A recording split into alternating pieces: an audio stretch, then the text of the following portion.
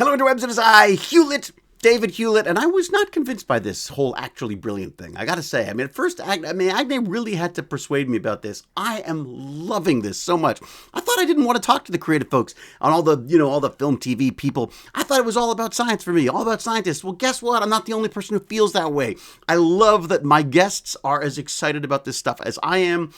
It's infectious, frankly. This week, I am talking to my friend Eric Johnson, who is just one of the most extraordinarily wonderful human beings that exist on this planet. Also happens to be a brilliant, wonderful, incredibly handsome actor, and all-around wonderful human being. You'll know him from Vikings. You'll know him from Vought Rising, the new boys show that we're doing together. You'll know him from Smallville and a million other things, going way back to when I met him when he was Buck Rogers on Sci-Fi. So, but just that, I'm only just scratching the surface. He's involved in some of the Shades of Grey movies, and he works all the time. He's wonderful. We get into the acting, we get into but more about the science and the technology behind not just what we do, but the stuff we're interested in. He's taught me things I didn't even know. Sharks are older than the rings of Saturn. I learned that from Eric Johnson on this chat. You're going to love it. It was supposed to be 20 minutes or something. We talked for like 2 hours. It was wonderful. Before we get into it, though, I must say, go to Canardian.com. Get yourself signed up for the email of awesomeness. That is a must. You have to do that because I will send you all the stuff I'm geeking out about in the science and technology world, let you know what's going on. There's also a link over there on Canardian.com for Patreon, where you can join my adventures, help me out on this stuff. It'd be wonderful. You can even become a co-genius, like a producer on my other podcast. And I guess we should figure out something with the Actually Brilliant as well. But anyways, loving Actually Brilliant, loving the fact that Agne, my wonderful producer, is the one who came up with this. And I'm so glad she bullied me into it because it's just wonderful. Enjoy Eric Johnson and I geeking out like nobody can geek out. We have weird jobs. We have the weirdest jobs. So strange. So much fun, but it's very weird. I will say hello, interwebs. Welcome to this would be episode 2 of Actually Brilliant. And when I thought of Actually Brilliant, I immediately I got to talk to Eric Johnson because Eric and I have hung out a number of times. And weirdly, yes, we do the usual actor thing and talk about a lot of acting stuff, but we tend to geek out a lot on the sort of the wonderful world of science and stuff that's going on around us. So we do. Welcome, Eric. Well, thank you so much. Thank you for having me. I feel a little bit of pressure here to say something interesting, but I'm just, a bit of a... Vincenzo nailed it. That's the problem. He did. He really did. Vincenzo surprised me because I have known him since we were like 14, 15 years old, maybe even younger. I don't even know. But, and yet having these kind of conversations, you just don't do that with friends. Right? Yeah. Or maybe you do. I don't. Honestly, it's like, you get deep dives into the things that interest you. It's like, I think we just don't have those. We don't have those moments. So I appreciate you inviting me on here, and hopefully I don't disappoint and put everybody to sleep. But this is it. This is the actually brilliant stuff where you don't realize how actually brilliant things are, Well, let me start with an obvious one. Outside of film, TV, performing, you've been doing this for a long time, but was there any other sort of childhood fascinations, or maybe there's other fascinations that have come up along the way that sort of never left with you, that sort of stuck with you? When I was a child, I thought I was going to grow up to be a scientist because I loved science. I loved learning about it. I loved nature, biology. I also had this like love of the idea of a lens and being able to show it to other people. I didn't think about it as like directing or anything like that. I thought about it as like, I want to go and be under the water and showing people what that is, because it's remarkable. So, I wanted to be like this oceanographer traveling the world and be underwater with a camera so that everybody could see how amazing that stuff is. Yeah, exactly. Yeah. Right. And I thought it was incredible. Of course, like where I grew up in Edmonton, Alberta, there's no oceans anywhere around me. And I had this goal, having never seen the ocean, but I just was so fascinated by what it was. And so again, as a kid, I really felt I was going to be, I was going to take that that route. But like I got into acting quite young. Like Mm. I started doing professional theater when I was like 11 years old. That's And wild. it Like, just, yeah, it just, it kind of happened. It was my thing. I was terrible at hockey. I had to do something on the weekends. So, that scratched the other itch for me mm, of this performing and, again, but I think it comes with this innate curiosity, like curiosity about human behavior and this, I love the pressure of it. I love the mm, the tension and having to stand and deliver. But I've always loved science and nature, and I just find it absolutely endlessly fascinating. It's endlessly fascinating the more you zoom out, and it's endlessly fascinating the more you zoom in. yeah. Like there's no part of it that isn't in some way remarkable. It's funny because I feel like you and I share a similar link to this stuff because I too was absolutely fascinated by all the science and technology. I used to do electronics, used to take things Hmm. apart and pick garbage for old TVs and try to get them working again. And it was the same thing. I was absolutely just curious about everything. Still am, and Hmm. I think we share that. And a lot of this just comes from exactly that. But weirdly, then I feel like I got sort of like sidelined by acting because acting allows you to keep being curious and Hmm. at the same time it's like being a scientist without having to do all the work. It kind of is. It's like cheating. Yeah, It's exactly. it's variety and novelty. And I think, where I struggle is when it's not, when it Yeah, starts feeling very familiar. I think yeah. I struggle with that. But Even on the episodic television, I find that Mhm. even that Yeah. I'm like, like, oh, again. Yeah, right. Like we've done this before. Like, Mm, so it's like the novelty of it is the thing that I find really exciting. mm, The meeting new people constantly, of meeting new people. So that again, it feeds that curiosity. mm, And I think that's where, like, honestly, I loved learning new things in mm. school. I was like, but always on to like, what's next? Yeah. What's next? And we're like, no, no, no, we're still talking about it. I'm like, no, no, no, we covered it. Why Let's are we like, what's next? practicing? Let's just Wait, move on. let's Yeah, just move on. Let's yeah, just like shove as much in there as we yeah, possibly can. And so then I got bored, and yeah. then really wasn't interested. I was a terrible student. Oh, me too. Yeah, yeah. I And never just finished high school. Did you finish high no, school? no, me neither. Oh, well done. Hey, all right. It's the drop. We should start a dropout podcast. It's There the you go. dropouts. But Uh, weirdly, that said, you know, you're one of the most curious people I've met. Like, I mean, there's a, I feel like we're letting kids down to some extent because I feel like there's an innate curiosity that's just getting killed in people. yeah, I would think so. I mean, look, there's been a lot written about education and how we've sort of Hmm. structured things, but again, curiosity is everything. It's not what you learn, it's learning how to learn. And if you can learn how to learn, you can do anything. And I Mm, think now more so than ever, that flexibility of being able to take in new information and mm. apply it somehow, as opposed to doing something because that's always the way we've done it before, Yeah, there's is a is rote. is yeah. Yeah. It's like if somebody gives me the answer, I'm like, I'll go, why are we doing it this way? And they go, well, that's the way we've always done it. That to Oh, me is the worst answer you oh, could my give. back goes up right I away. It's know. It's like, like, what? well, then we need to rethink this There's got to be a because better way then.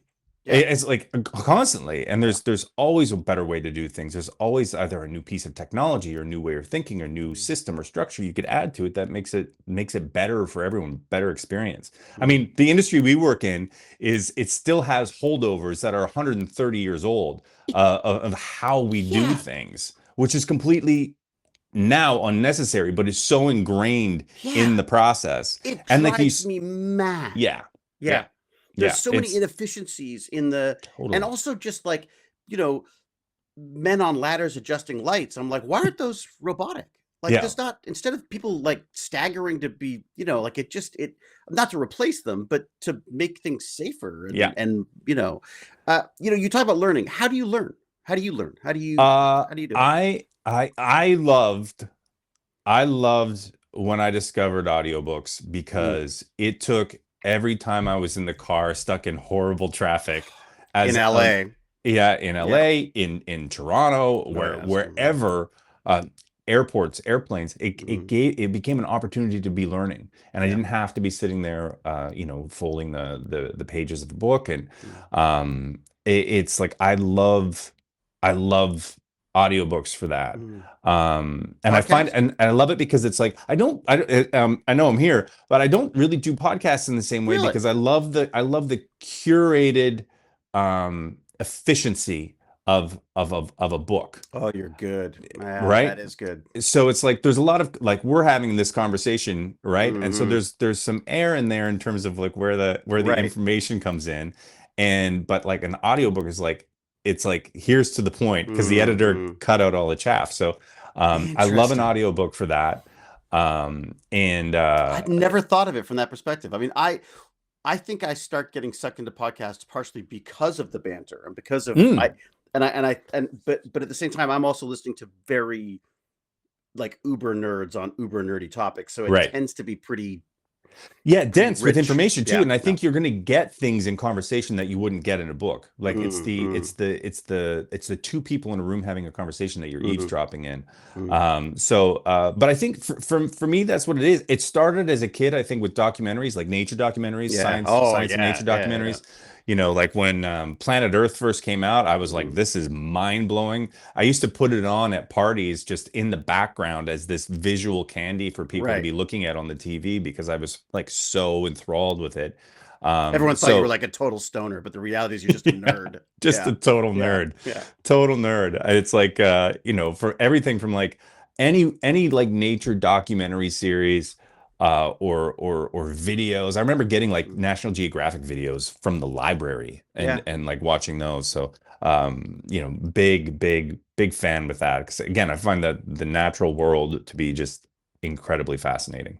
That's so funny. It took me a while to get into the squishy side of stuff. I guess because my dad Yeah. was a doctor. I was always Mm. very, I was more sort of silicone, computers, definitely the technology side of stuff. But as I've got older and as the technology sort of advanced, I've definitely got a lot more sort of squishy biology stuff. Like now I'm sort of going like, wait a second, why aren't we making more robots out of biological Yeah. materials and stuff? I mean, it's really changed. But What's that's all, interesting yeah. is the is Mm. the is the is the marriage of those two now, Yeah. in terms of Oh what's yeah. possible, right? It's fascinating of what they're being able to do with just brain cells. And then you Oh, have the ethics questions around that. It's like, what is oh. humanity? What is consciousness?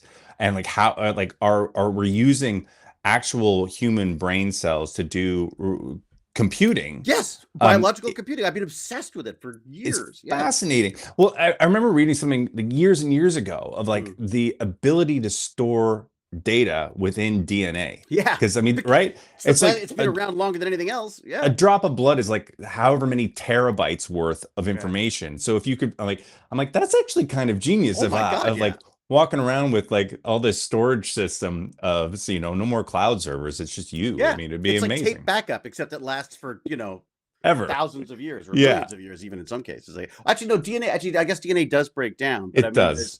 But but you're a parent, hopefully yeah, you're, you're right. It's you still, know. it's like that kind of stuff is the science fiction has become the reality for sure. And I It feel like truly we're has. leaps and bounds now, like with the AI stuff happening now. I feel like Mhm. we're bouncing way ahead of that.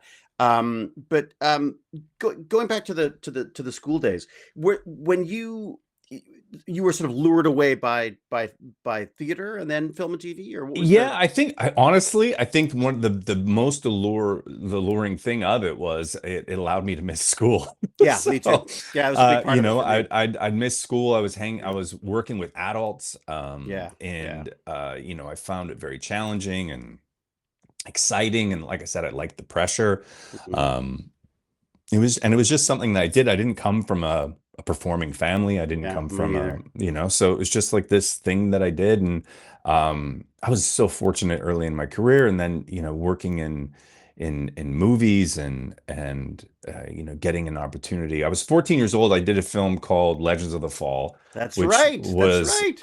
with Anthony Hopkins and Brad Pitt, one of his sort of first roles. It's But just it's been like, downhill since then. That's it. it Yeah. truly has. Now you're working But with me. it was, I was at that time, I worked with like a 1,400-pound grizzly bear.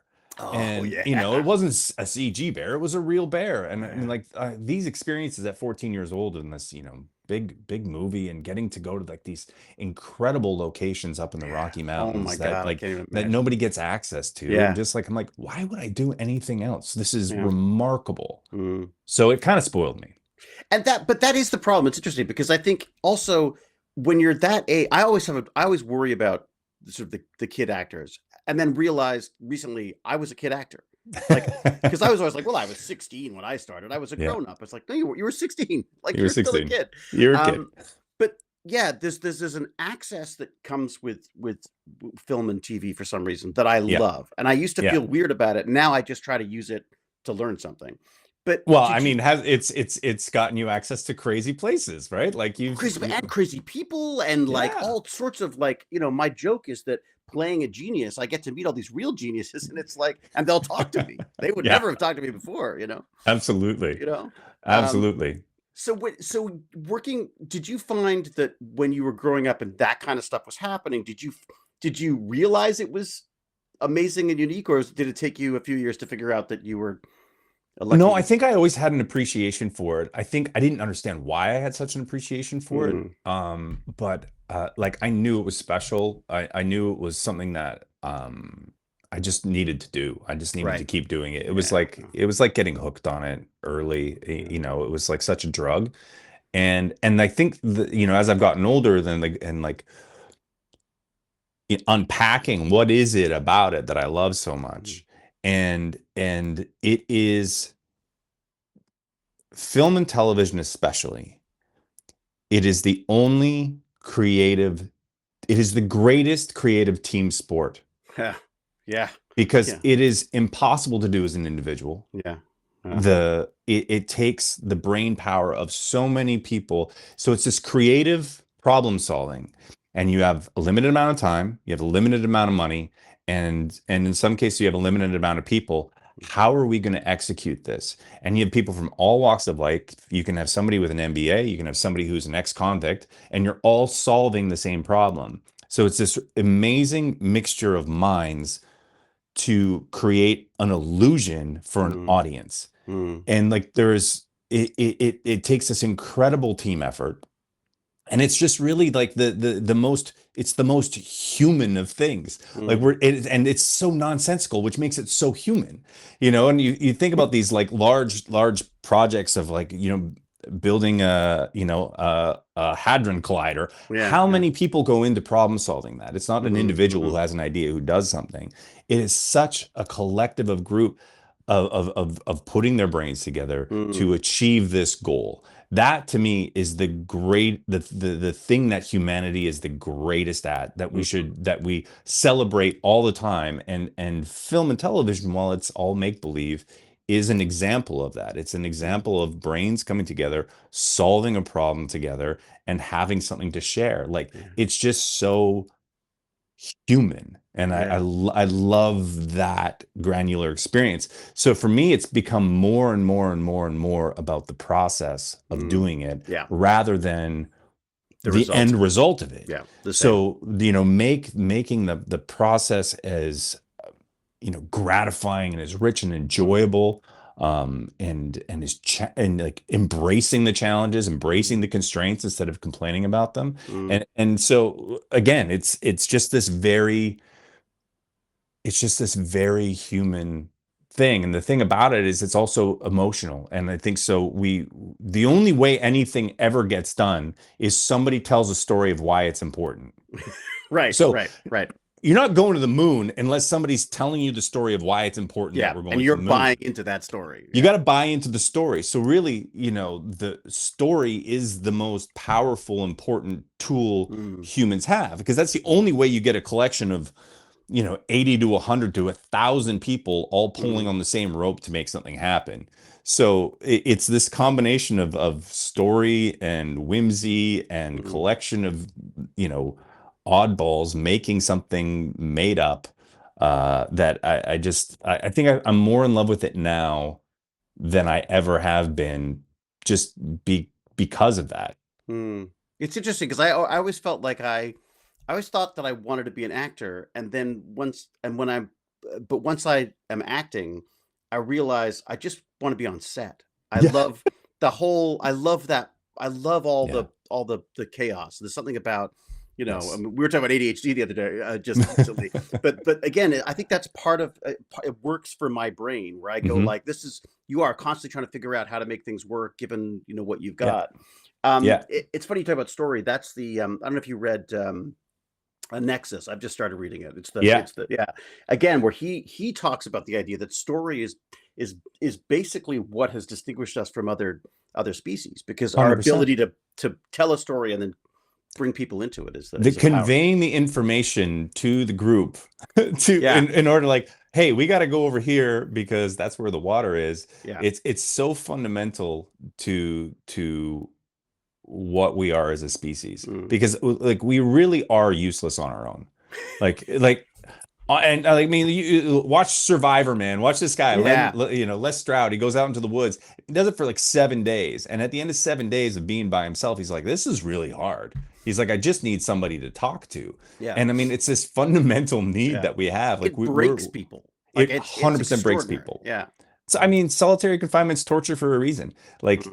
it's like I used to have this like fantasy of like, oh, I'm gonna go off and live in a cabin in the woods and Yeah, me and too. pick blueberries. And then I realized I fundamentally need to be bumping into people in my life, or else I'd get lost up here. Like it's Yeah. I need the bumping of people to be these guardrails of being present and in the Mm. moment.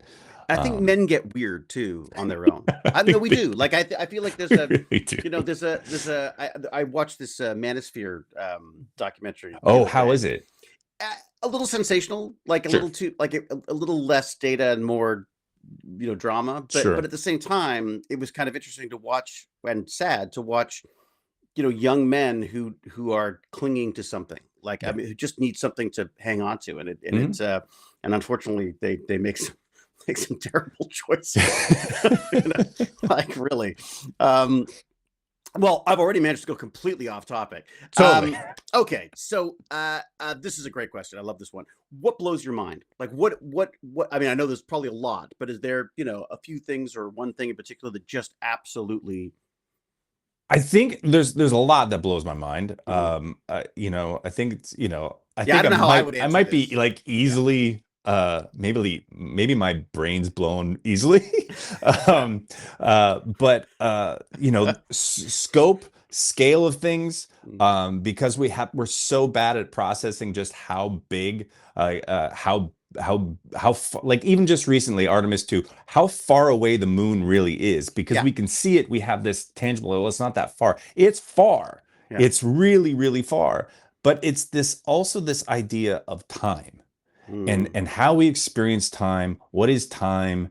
And I mean, not to, I think Christopher Nolan's done deep dives into this in a really wonderful way. mm, But that it is not a constant, and that our experience of the now, it colors our whole perception of what it is, mm, to what it's really not that at all. It's this illusion of what we think is now. It's this illusion of what we think is immediate and important. mm, And it,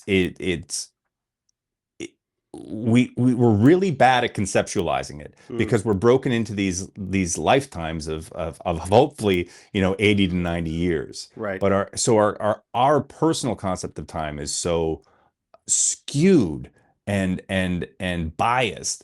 But when you start zooming out, it's like fascinating. Yeah.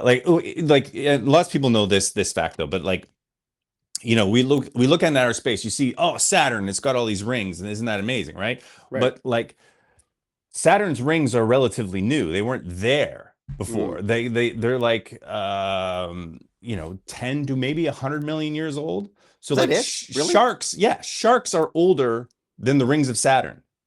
Oh, wow. So and Oh. sharks are older than trees. So sharks have been around longer than trees have been around, and sharks and trees have been around longer than the rings of Saturn have been around. And Oh my God. right. So you think about like just think of like trees, which are maybe like 350 million years old. There was things walking around on this planet. There was no trees, there was no forests. And I love so much good TV sci-fi. Oh yeah. Was again shot in Vancouver, Right. It's and always all this these lush different planets. vegetation. Yeah, Yeah. all these different planets have these, Pacific Northwest looking forests and trees, Yeah. but trees are a pretty recent anomaly Mm, that are not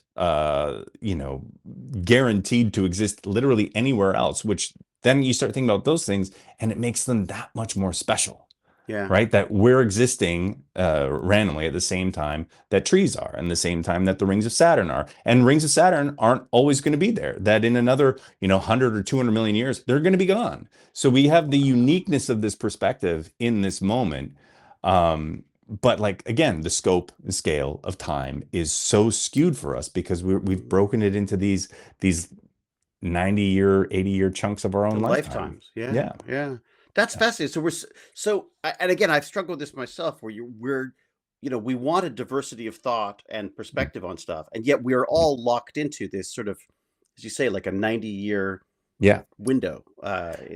It's I like we think don't it see all also the makes light. it's true, and I think it also means that we're sort of doomed to repeat ourselves because the Mm, lessons of the past are really hard for us to remember because mm, the intrinsic memory of experiencing it goes away, and then mm. you're only reading about it, or hopefully you're reading about it. Yeah. This Yeah. is why history repeats itself, is because we don't pay Because you attention ignore to the it. lessons, Yeah. Yeah. and we have to relearn it all the time, and it's like like if you want to know what's happening now, read a history book. It's because it's like we've done this for all of recorded history. Mm. You can The go best back to science fiction. Just go back and read some history, and you can see it, what's predict the future. exactly, Yeah. exactly, Yeah. exactly. But it's like, yeah, so time blows my mind. The fact that time is not universal, the fact that it is Mm, not a constant, mm. like I love flat earther arguments. So I Yeah. was sitting in this Uber in LA, and we were driving, and the guy, you could tell he really wanted to talk, and Mm. he's like, so he just basically launched into, so you think the earth is round? And I'm Oh like, no. yeah, sure do. And he's Mm. like, what proof do you have? And Oh no. he's telling me this. And I'm like, Is all this the right, thought? Is this a thought like experiment, or is this? Yeah. what proof do you, first of all, what proof do you have? And I said, what's that on your on your dash there? And he goes like, oh, that's the map. I said, what's it running on? And he's like, oh, it's GPS. I'm like, what's GPS? Yeah. What is GPS? And he's like, it's like, well, it tells me where I am. But like, how is that How does that working? work? Yeah. How does that stay there? Like, because we know how everything else works. You Mm. tell me how that works on your flat earth theory. Yeah. Yeah. And it was just like, conversation was over, tried to pick another angle. But it's like, again, so here's time with GPS. So because time at the core of our earth and at the surface of our earth is passing at a different rate Yeah. than our satellites in orbit, they have to account for that in our GPS, because if How they weird don't is account that? for it, we would be instantly, tons of kilometers off where we're supposed to Yeah. be. So it's like Yeah. something like 0.38 milliseconds difference between what we're experiencing on the surface of the earth to what our GPS satellites are Oh, experiencing. I So know they, it's so weird. I can't get my head it's around it. Yeah. again, it's mind Yeah. blowing, Yeah. right? It's like, well, but the time is supposed to be this thing. Like the core of the earth is younger than the surface of the earth. Mm. And it's like, so it's I find that from a sociological standpoint, I find it fascinating in terms of how we experience things, the fact that we never feel that the world is progressing fast enough, we're not learning fast enough. Mm. But when you zoom out a little bit, it's like it's pretty Mm. remarkable how quickly our human history, our human evolution has happened. It's really Mm. just a blip of a Yeah. moment. And sometimes I think we got to be a little kinder and a little more patient with ourselves as we figure this stuff out for the We're first just time. starting out. Yeah. Yeah. Just figuring it out. Yeah. Yeah. Just figuring it out. Well, the other thing about time that I find fascinating is that if when you zoom out, you have that experience. You zoom in, it just breaks. Just Like completely breaks. it just falls apart. All of a sudden, we're like, well, maybe it's pixelated. Like maybe it's not. Yeah. Everything It's to scale, like the whole scale of everything, once you zoom in enough, it just completely breaks. yeah. There's nothing there anymore, which is, I think, is fascinating. And And where the wonderful like science fiction and theories come from as well. So yeah. right, well, light, right? The theory of light, and Mm. like light takes what, just over 8 minutes to get from the sun to the planet. Hmm. But in terms of what the photon actually experiences, it's instantaneous. Right. So, Right. right? So that makes no sense. Yeah. But it also that's how the the theory of relativity and light and gravity and time all And work. time. So There you go. Yeah. Yeah. so it's I just find that absolutely fascinating that time is not a constant, and our perception of it is so limited to what our biological functions are. Mm. But we're also, our bodies are so ingrained to a 24-hour time period, like Yeah. our cellular With the circadian. all Yeah. of that. So it's like, I think about like space travel, and like suddenly you're breaking that apart. You're not having that, and go live on Mars. Well, that's a completely different rhythm than our cellular structure is used to. So we're Yeah. gonna we're gonna have to be trying to like recreate Earth everywhere we go, because like our biology, our physiology is so tied in Mm. to what we experience here. Yeah. It's like it makes this place a little more special when you realize how cozy it Oh actually my. is for us. When you see the photographs, and you could see the tiny, tiny little bit of atmosphere that we have, that is the only reason why we're still here. Like it's It's yeah, yeah. it's pretty remarkable. I think the the I think every astronaut who's got to see it Mm. has said the same thing. It's like you just suddenly realize that you're just so small in this remarkable little rock in space, and it needs a lot more care and attention. We get very Yeah. specific about very small things that really don't matter in the big picture. It's funny. I assumed that once we'd seen Earthrise, those photos, and you've seen the Yeah, blue marble type thing, that we would give up on this silly countries and chopping it up into little yeah. pieces and stuff, and see it for what it is. But weirdly, we don't go to politics, but I feel like hmm as a species, we've gone the opposite way. It started, pulling it apart again, which is just I think bizarre to it's me. it has to be one of those things that you have to experience, right? Like try and Yeah, describe it's what it true. feels like to be under Yeah. in the ocean, right? And you're just trying to describe what it feels like to be in the water, scuba diving, and you're like trying to explain that to somebody, and then Oh, versus the actual experience, right? yeah. I had this moment where I realized that my inner Eric Cousteau moment, where I was in Turks and Caicos, and I was snorkeling, and it's amazing there on Grand Turk. You go from about 50 feet of water, and then there's this shelf, and it just drops Oh, off, and see it's that about my heart, like ugh. right? It's about a mile that it goes down that shelf, and it's incredible. So scuba divers come from all over the world, and I wasn't Mhm. scuba diving, but I snorkeled, and I swam out there, and it was, I don't know, maybe a half a kilometer offshore, 400 meters, something like that. Mm. Probably really dumb. But I swam out over that drop off, Yeah, see that fills and me with and it was terror. suddenly, my heart was pounding, because I suddenly felt so small and so vulnerable and so tiny. I could hear whales. Oh I my could, God. like, it was insane. And I'm just sitting there, and I'm like, this has to be what space feels like, because you're just in the Mhm. void, but Mhm. but even more so because it's all around you. And it was one of the most humbling Oh, it's human terrifying. moments I've ever had. It But it's it was so incredible. I wouldn't change it for the world, because mhm. it was like just trying to calm my breath and breathe through it and experience it. And what it was wild. It was exactly the same for me. I stopped doing it because I was like, I would love to scuba. I can't apparently, Hmm. but the snorkeling, I think the snorkeling's almost better because Hmm. you're in touch with, like, you're thinking about breathing, you're thinking Yeah. about, you're looking around, you get I think a much better view without all the machinery. But yeah, to me, and there's a term for it. There's a specific phobia. Lassophobia, is that Is that it? what it is? Where the I think drop, so, yeah. because it's that open space below Yeah. you. That's what I mean. Unfortunately, any desire, any of the stuff that Cousteau did to instill a sense of adventure in the sea for me was wiped out by Jaws. That movie single-handedly destroyed any chance that I was ever going in the Yeah. water for Yeah. any. Yeah, Yeah. and there's a fantastic documentary about that, actually, which is about the people who were brought in as the technical experts, the actual shark experts, Hmm. fighting against this terrible thing that they've done. They've made a Yeah. movie that made people want to kill sharks Yeah, and and they fear did. sharks. And Yeah, they did. and they Yeah. did by It's in huge numbers. Yeah, it's amazing. huge numbers. It's again, it's the power of story.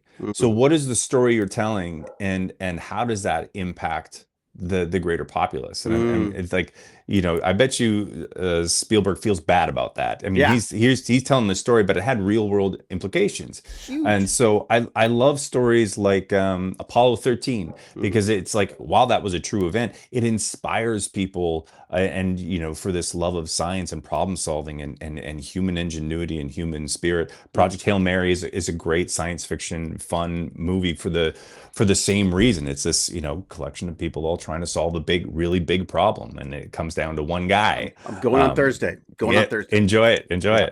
it. So it's the it when we tell stories, when we do these things, we're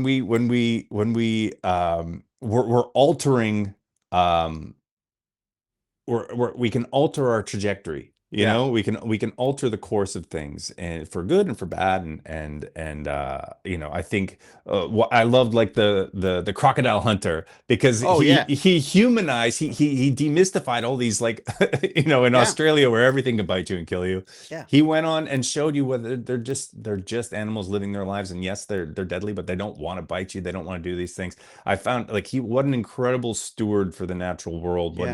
an incredible uh, way he told that story, that got people engaged, and no longer Mm. afraid of things that can look kind of scary, and also are, um, can be big and bitey.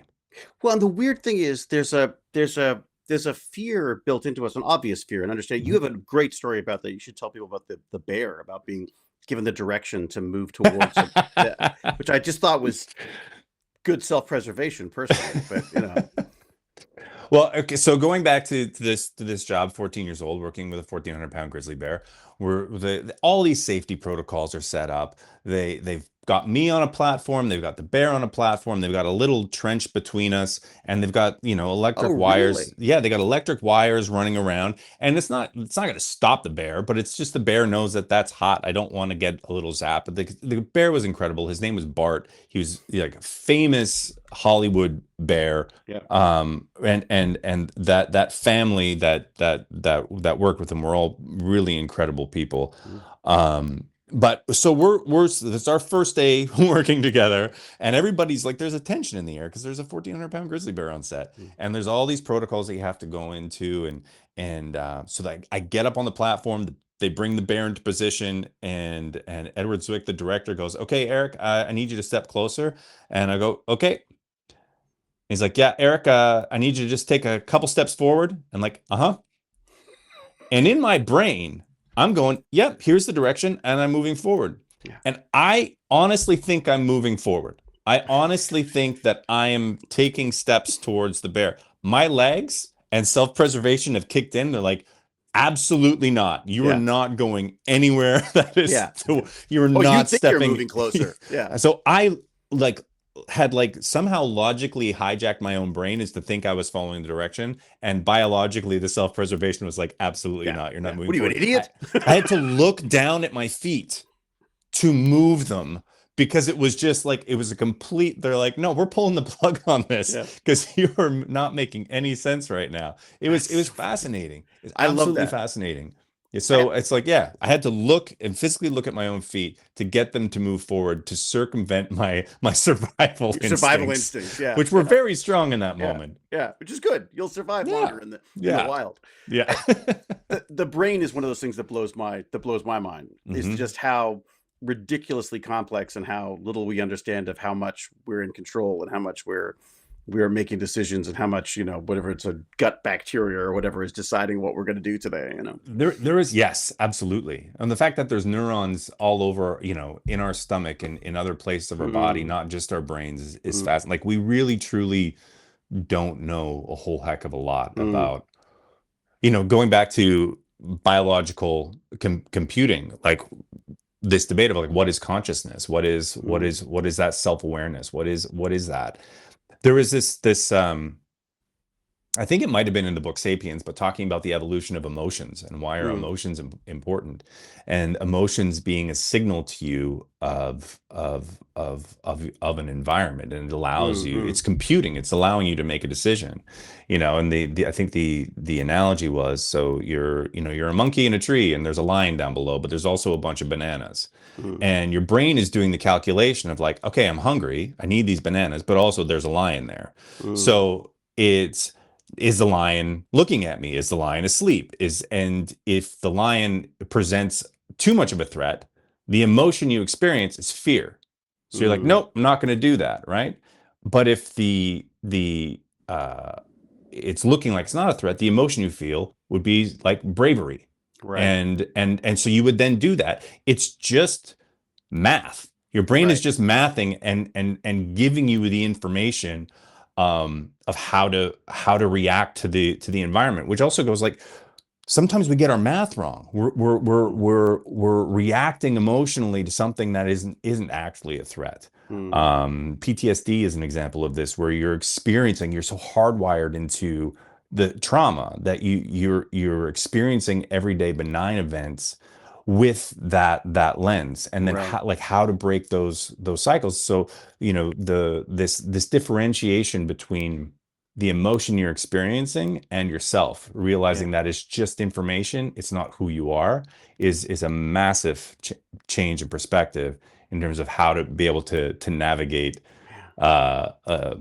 any sort of situation of not separating yourself from the emotions, but understanding it's a signal, it's telling you something, it's not who you are. Mm. That's great because that makes me feel a lot better about being a coward about everything. So yeah, generally Your brain is just doing really good self-preservation. math. Yeah, I'll be around Self-preservation. a lot longer than you will, Mister Walking Towards Bears. Exactly.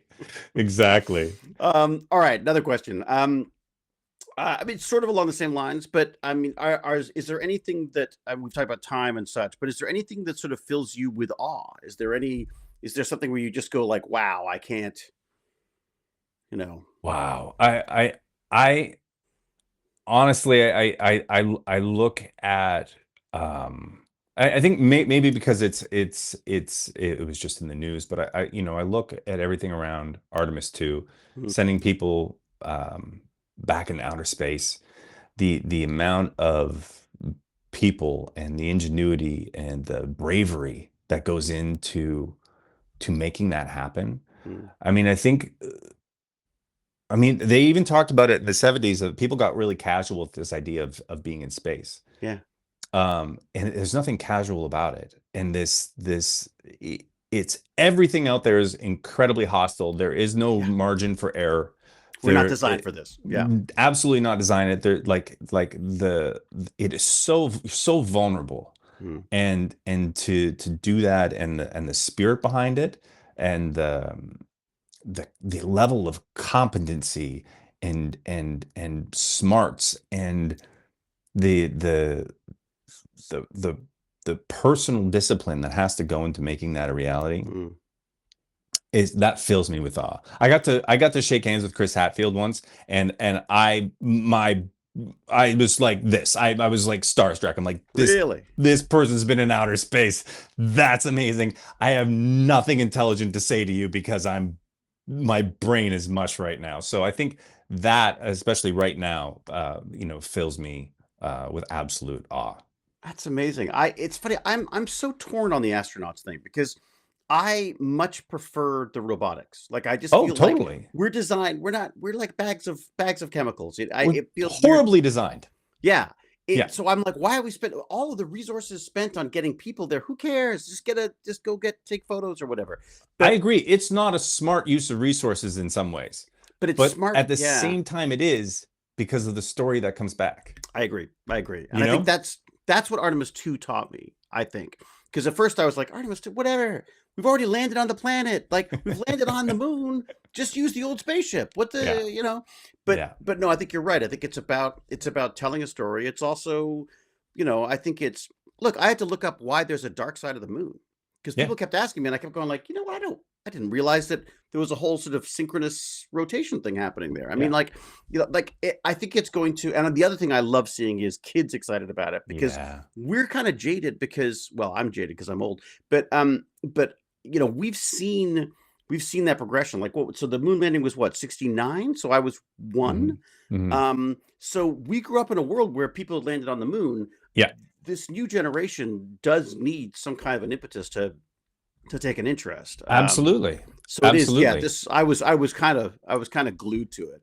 I What? honestly, I find that I was so thrilled to see the movie Oppenheimer do so well Mm, because, again, because of time mm, and our generational biases to the now. mm, I think as a society, we had gotten very comfortable with the idea of nuclear weapons mm, and what they can do and mm. what it means and the destruction that that happens with it. Yeah. So a good friendly reminder in a safe way, Mm, um, uh, like a movie like Oppenheimer, where we're talking about the morality of it, the science of it, and the absolute destruction mm. that follows. Um, I think is really important. It's a good Yeah. reminder because, again, we've gotten, because the people who experienced it, the people that were there, and people who said, "Well, we can never do this again" because of how horrific it was. Mm. Those people aren't around anymore, Right. Yeah. and learning it through books and movies is a much safer way to experience that than somebody doing it again. Mm, So I think, to Artemis too, of inspiring another generation to look up and be curious about things, mm. to understand our very small little beautiful little, almost like aquarium that we Yeah. exist in this infinite space, is pretty special, and is worth it, Yeah. simply for that. But again, these bags of meat have no business being up Yeah. there. It's like we're really not we're Everyone's not like, "Would you like suited to be for an that. astronaut?" I was like, "No, no." Well, I I'm mean, like, even think about it, man. You're flying in an airplane. You're 36,000 "Oh, feet up in the air. Like, I'm the throwing windows up blow off. You're everywhere. done. Like, I'm you're throwing done. up." I'm No, like, "It's not. Yeah, that's no. maybe some first person goggles, and I'll use a Yeah. rover or something." But it's funny though. I think you've hit a really good point with the Artemis 2 thing. It kind of resets the story. Yeah. It resets the space story. It's a shame that it always has to be a space race because we've got to get there before someone else. But hey, you know what? If that's going to help develop things, Yeah. wonderful. You know, Yeah. yeah, that's yeah. It was awe inspiring. I've got to say. I mean, there's a tendency, I think, also for us to, given the visual effects, given the films we've seen, given Mm. it's like, oh, you went around the moon, yeah, but no one was shooting at you. There were no TIE fighters, or I think we're kind of jaded by that too. So watching it happen, watching them go out of communication and come back in again. Yeah, there's some really neat. There's a neat reset there for sure. The even just the time delay of Mhm. the communication, You and your damn time. right? Like, how amazing is that in perspective of that's how far away you are Yeah, in terms yeah. of us getting the communication there and back, Mm, of that delay. yeah. And I mean, I don't know, I'm old enough to remember where you would get a delay on long distance phone calls, Oh yeah. right? Yeah, yeah, And back in the old sort of analog years, there yeah. was definitely a delay, and it's such a lovely reminder of just Mm. how much bigger everything is than our own little experience here. Space is unimaginably huge. Like we just can't. Oh, baby. Yeah, I mean the fact you see those sort of those images of the Mm, Earth surrounded by all this space junk, and go like, how do we get off the planet? It's because that's huge. it's huge. There's still It's windows. huge. But again, It's huge. that's one of those things where I go like, I'm sure the ocean felt huge while we were dumping stuff into it for a long time. Maybe we Yeah. should, take a Well, little bit again, of it's that perspective, now history. you zoom out and you've got a pile of garbage the size of Texas, Yeah, in the Pacific. floating It's like, around like, yeah. it's a little Yeah. big. There was a great story. We talked to someone who went on one of these sort of ocean eco ocean trip Yeah, things where they were doing water samples and stuff, and they got to a point in the ocean where the closest humans to them were on the space station. that's That's how amazing. that's how remote Yeah, they were, yeah, and they were still finding bottles, yeah, still finding plastic bottles, and yeah, it's just like, wow, that is yeah, amazing. yeah. We definitely leave our trace everywhere we go. I mean, there's even, Yeah, we're even leaving our garbage on Mars right now. You got things I that, know, I know. I We got worry dead about that. things. Yeah. There's a certain, Yeah. I think there was a failed moon mission that crashed. I think it was a Chinese lander that Mm. crashed, and then we found out that it had tardigrades on it. So like Oh, we may have already colonized the moon. I mean, like, yeah. I mean, that's it's the oops, it's how the universe gets seeded. It's just yeah, it's it's just us. different civilizations like Yeah, shooting probes yeah. everywhere. Yeah. I I always think of us both as a planet and as individuals, a bit like Pigpen from Charlie Brown. There's just sort of the haze of Just stuff this that haze of things. Like follows us around. every time we move, it's just like another little like dust Shedding and something. debris. Yeah. Yeah. Yeah. Um, okay, so this is a big question. I'm sorry, but Sure. it's a kind of a fun one. But if you could solve one of humanity's questions, whether it's like science or philosophy or history or whatever, what would that be for you? Solve one of the big questions. Yeah, is there any sort of like big thing you'd love to? And again, it could be a fantasy. It doesn't have to be something that's actually solvable. It's just, I One mean, of Vincenzo our said parenting, and of yeah. course, there's no one's solving that. No, we're not solving parenting. We're not solving parenting. I think, I mean, that's a beautiful, humbling experience. Yeah. Uh, I think the thing that I'd want us to be able to solve is just that perspective, Mm, of the awe that we talked about in terms of what those Artemis astronauts were able to see. mm, And if we could have everybody experience that, things would be very different. mm, If that just that emotion, that understanding of just we're so insignificant. Do you know what I mean? Like we truly are. And for a yeah. while there, I was very nihilistic about that and uh and realized nothing matters. We're so small. Mm, Like we're so caught up in our own ego of like how self-important we are mm, as a species. And then as I've gotten older, I've become a little more, I think, absurdist with it, where it's just like nothing matters. So so enjoy everything it. does. So everything does. Yeah, And yeah, isn't that yeah. beautiful? Like the beauty of what this is should be I think I don't think we can take it all in because it would be Mm, overwhelming. It's like our brain is has to filter out just the immensity and incredibleness of our human experience in order for us to function mm, because there's so much beautiful sensory information coming to us at all mm, times, especially stepping out into nature. Like how do you take all of that in without being overwhelmed? mm, So I think for me, it would be about giving everyone that perspective for themselves and for the planet and for us as collectively, just of like this shit doesn't matter. So mm. be kind to each other.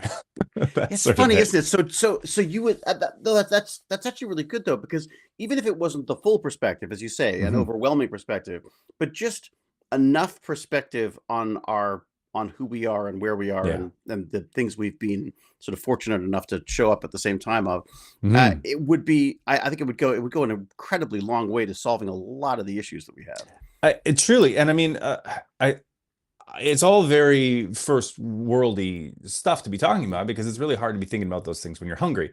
So Right, it's right. like, you know what I If mean? the Like, answer is food, then yeah, yeah. like like a really great thing to fix would be our food systems on this planet because we waste so much and there's more than enough. We can produce enough. Right. It's very broken and it's has like so many inefficiencies Mhm.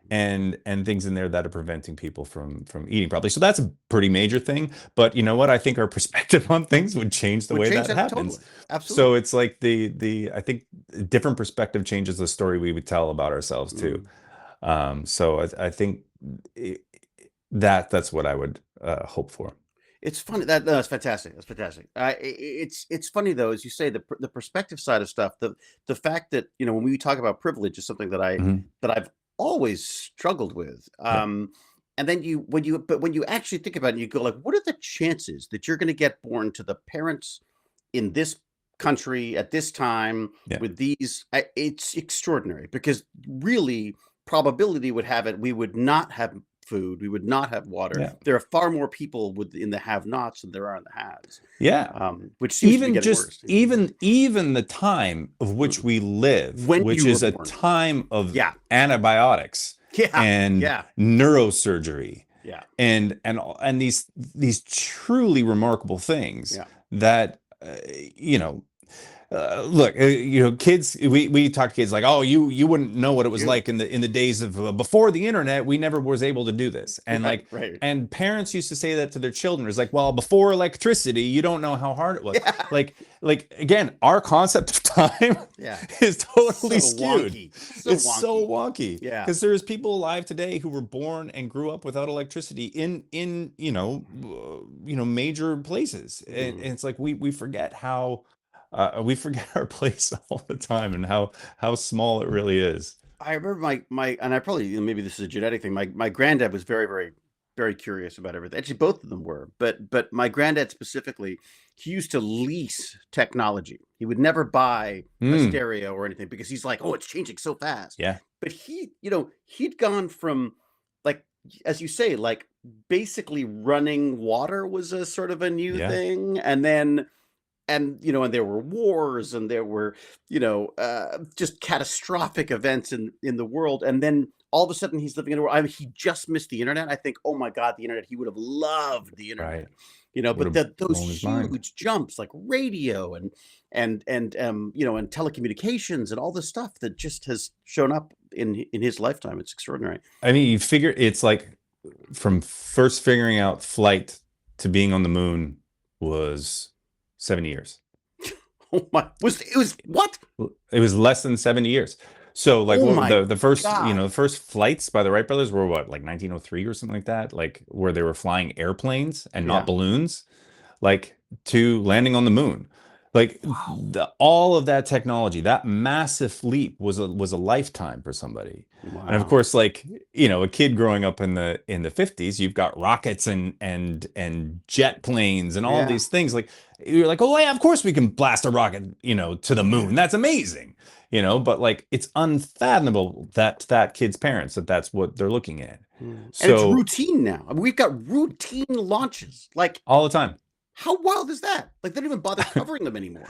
I years and years and years ago, I had borrowed a friend's car, and he had a very, very early Tesla. Oh, wow. And we needed to charge. We were on our way down to the beach. And this is in California. We're like, oh, we're going to stop at this charger. This charger was at SpaceX. And we were driving through there, and there's freaking rocket parts like out there, just I'm staring at it. I'm like, that's literal rockets. These are going to go to outer space. Blew my mind, let alone an electric car, which I thought was fascinating as well. But like it just mind blowing to me. Yeah. My kid's like, I know. Well, again, but I understand. I do, as you say, I understand that, because it's like, it's in the same way that our parents were, as you say, were like, my father grew up in the Second World War. I mean, like, at the end of the tail end of that. I mean, it's a completely different perspective on stuff. Yeah. But it's funny because I do wonder. I mean, especially we both have kids around the same age, and it is interesting. I'm very curious about their perspective on this stuff, because I know that they obviously take stuff for granted in the same way that we did as well. Absolutely. But at the same time, I'm really curious to see, like, their time on this planet is an extraordinary jumping off point. Like, I can't imagine what they're going to see in their Absolutely. Life. I think it's this dichotomy of our experience here. For life is changing so quickly, right? That it feels like it's hard to keep up. Simultaneously, it's not changing fast enough, especially for younger people, right? Their experience of how long, going back to our biology, a year to a 6-year-old is forever. Right. A year to a 60-year-old happens like this. Yeah. It's a sixth of their life as opposed to a 60th. Exactly. Yeah. And so it's like the new experiences. So like when society is making changes, it's for younger people, it's feeling like a glacial pace. Yeah. And for older people, they're like, strapped in, white knuckled on the ride. Yeah. Like, what do you Slow mean? down. You know, because it's just our experience of things, and how we our biology, our bias of the Mm, now happens, and it changes during our lifetimes. mm, And so, like, I feel for the young people who see so many problems, and they're like, why aren't we doing something about this? But at the same time, it's like there's actual big problems that have been solved, that have mm. been worked. Where, like, I remember being really concerned about acid rain in the ozone when I was a kid, Yeah. and that's something that science has addressed, and hasn't And completely governments. eradicated. And governments, like, hey, this is all a bad thing. Let's fix Yeah. this, and What we kind of did. what happened to that go get 'em mentality? Right, like, we need a little bit more of that. Yeah. But, like, so these things do happen, like the science, but in the medical science is Mm, fascinating, and again, just progressing, but never fast enough, because mm, somebody's always going to get sick, and somebody's going to die, and in 20 years we'll look back and say that was totally preventable if we only mhm, knew then what we know now. So mhm, there's always that gap, and again, I feel for the young people, because they see all the mistakes, and all the problems, going, why didn't you fix this? And we mm, said the same things to our parents. mm. Yeah, it's funny. I mean, I feel like I feel like the kids are sort of better in tune to that stuff than we were. Like, I guess because there is so much information, they have to obviously filter out what they want to see and what they don't want to see. But I feel like I do feel like they're talking about this stuff in a way that I'm Yeah. not sure we did. Certainly, I didn't. I think, to your point, the access to information has radically changed. Mm, mm. If in good ways and bad ways. I Yeah, think, there's um what information is getting conveyed, how does it come across? But the ability to self-educate, learn things, mm, is unprecedented in ways that it never has been before. And I think there's the dangers with that, in terms of what we see, in terms of different sort of rabbit holes people can go down. yeah, yeah, But also, for curious people, it's un yeah, unreal what's out yeah, there, yeah, in terms of what you can learn and how you can do things. And um it's not just the back of Popular Mechanics yeah, now, like, yeah. trying to, like, sending away for I blueprints for remember trying to something, right? find the cool all try the to get an electronics kit, you had to it was a Mhm. month at least for it to get Yeah, sent to you if you were lucky enough to have a place that could do it. I mean, yeah, absolutely, yeah, absolutely. the thing that really I struggle with that is that I mean, you really have access to the complete collective knowledge of the human race. Hmm. We just have to somehow inspire people to want to look at that, not just at people falling out of cars or doing silly things. I mean, Cat there's so many videos. distractions. Yeah, there's just so Yeah, many distractions. But I mean, I remember this with yeah. television as well. Everyone's like, Hmm. "Oh my God, television could be such a great educating force," but we watch Knight Rider. Yeah, well, the in terms of time, so I'll go back to it I'm gonna as a start calling you, theme. Eric Time Johnson. Yeah, There you it's go. like Yeah, Father Time. yeah, Father Time. That's it. That's it. Yeah. But, like, we were worried that sort of television would come for hours at a time, Mm. right? And you'd sit down, like, oh, I lost an hour watching this show. Yeah. And but the way it's conveyed to us now, it's not enough for us to lose an hour. We're losing seconds. Mm. It's every gap, every Mm. moment of perceived boredom is Ugh. filled Mm. with an external stimulus as opposed to an internal stimulus. Mm. So I think one of the best things that can happen is for people to be bored. Mm. Not only is boredom mindfulness, because you have no other thing to Yeah. be thinking about, but when and I see it with kids too, like, they'll get together and they all put their phones away, knowing that we're just not going to be on our phones. We're with each other. And the Right. phones go away, Right. because the phone addiction is a millennial thing, and Mm. they're like, that's what parents do. Do you know what I mean? Interesting. And but this this need and this constant barrage coming for every second of your time. Mm. How many people get lost when they go to the bathroom and they don't have their phone with them? They're like, "What do I do? Yeah. Read the shampoo bottle?" It's like, that it's sort of changing how we relate to the world, and these dopamine hits and these things that we get, these that are hijacking our nervous system in a way, is it kind of leaves you a little dysregulated because you end up being really uncomfortable without that. Yeah. How I don't know if you ever take like a digital break, or you don't have your phone with you for periods of time, I have to force myself. right? Yeah. Often when I'm writing, I'll try to just disconnect the whole thing. Yeah. Disconnect the whole thing. One of my favorite things about going to work now and being on set is I don't take my phone with me. That I need to do that more. It's so great, David, because first of all, I'm so much more aware of what's going on Yeah. around me. I'm more present. I'm not having to like reload the day constantly because I've gotten Right. distracted with something. I'm just Right. more in the moment. I'm more there with people. Mm. I experience people better, and I'm so much more on my day Mm. and my task, which it takes focus. You have to be focused when you're doing it, because if you lose focus, you're going to blow the take. Yeah. And so it's like, by me just putting my phone away, it's such a great feeling. And if I get a good run of days in a row where I'm on set all day every day, Mm. and then I come back to it, and I'm looking at my phone, and I'm like, I actually didn't miss anything. No. It's that You miss FOMO thing. nothing. You miss It's nothing. it's one of the things I was most impressed with on Vought Rising was how that cast was so not like there were phones, I guess, but I Yeah. remember more the backgammon Yeah.